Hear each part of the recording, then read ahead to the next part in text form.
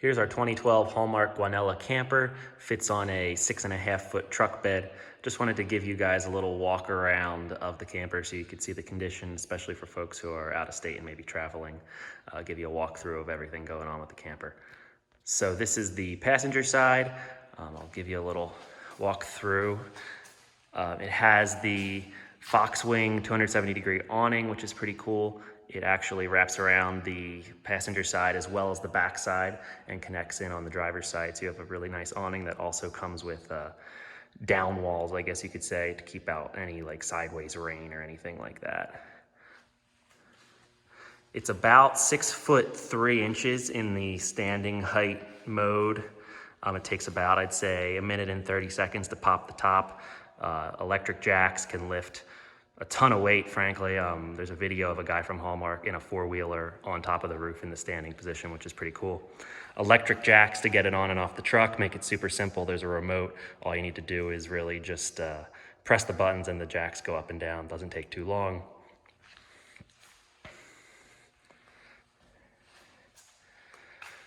Window into the truck cab. That little white door down there is the batteries. See the Hallmark logo and the two front windows. All the windows have bug netting as well as Arctic insulation, which is super helpful. The driver's side is really kind of where a lot of the utilities are. One of the things I really like is this handy storage cabinet. This is waterproof, and we kind of use this in conjunction with the shower, which I'll show you next, as this is kind of like where we'll put our shampoo and soap and stuff like that. In this door here, there's the shower. This handle extends pretty long, which is nice, hot and cold water. With the included onboard water, we can do dishes for, I don't know, at least 3-4 days without having to think about it. And also take probably 2 or 3 showers on the water, which is really helpful. There's the potable water there. Sorry if I'm fumbling with the keys. There's the hot water heater. Don't really have to go in there very often except for service.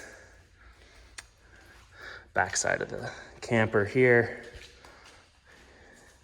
This is the backside entryway, obviously. These storage compartments are great. We got a little rescue shovel there, nothing special, but open these and they're really long. I'd say they're about 2 feet deep. Great spot to put dirty shoes, great spot to put trash you might be packing out that you don't want in the camper. Ladder goes up to the roof. You can easily hop on the roof in the standing position, which is helpful.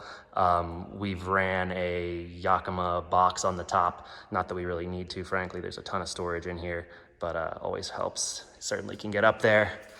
Rotapacks, we got I believe they're 2-liter or 2-gallon, excuse me, diesel Rotapacks. Always helpful to have some extra diesel there. Propane in that door there, and another matching exterior storage compartment.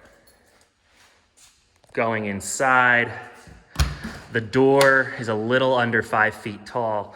So in a pop top, you really can't have a full door on a soft-sided pop top, just something to keep in mind. Hasn't really bothered me.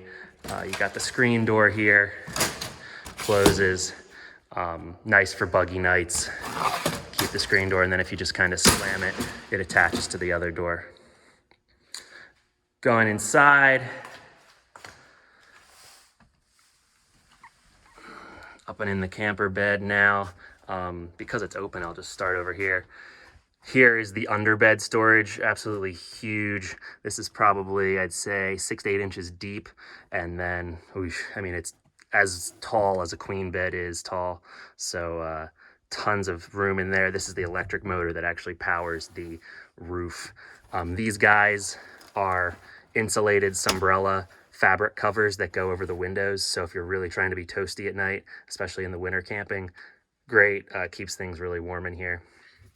Close that then, and you've got I'd say it's a roughly queen size bed, pretty comfy foam topper. There's also a kind of moisture mitigation system underneath for any humidity you might have, prevents condensation from getting into the mattress. There's also this one is not electric. I'll show you the other one in a bit. That one is electric, but this one over the sleeping quarters is kind of just an opening vent that you can rotate to open. We've got the sink. They included, this is a Thetford brand sink, and it's got kind of this little bucket, I guess you could say, that has a nice, this is actually to store your pots and pans if you were drying them. I frankly don't use that very often, but the bucket is good if you're really trying to conserve water. There's also a matching cutting board that I have that goes in that bucket. Oh, there it is, a cutting board that all fits neatly in there. And yeah, hot and cold water. I really like that it has the extendable handle and the, I guess you could call it shower mode. There's that. Double burner stove. I like that you can clean these very easily by removing them compared to a lot of the RV stoves. Pretty helpful. Storage there. Fridge. Really nice fridge with a little top freezer in it, which is nice to have for if you're going to use like cooler blocks or something like that. You can chill them up on the go. And then here's the really tall cabinet space. This is where our clothes normally go. You can't put the clothes under the bed unless you wanted to only get them when the top was up. So we end up putting our clothes in here normally. There's a little access light, which is very helpful for anything you might need to get in these shelves. And then you can also, there's a mirror there, which we use a lot. And then if you pull in from the top, you can get to that top cabinet from the top. Magazine rack, battery controller, and just kind of solar reading system. Into the kitchen area, or I guess the kitchen table, if you will.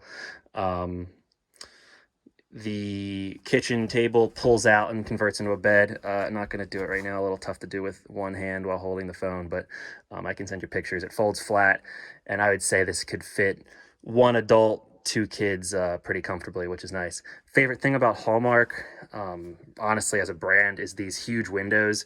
I've been in 4-wheel campers before, and they look really cramped.